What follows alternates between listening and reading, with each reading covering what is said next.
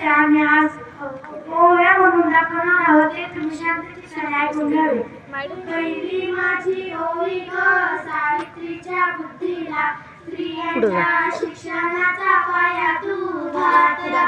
अशिक्षित अडाणी तू पतीपाशी शिकली. मुलींसाठी पहिली शाळा तू काढली. दुसरी माझी ओवी ग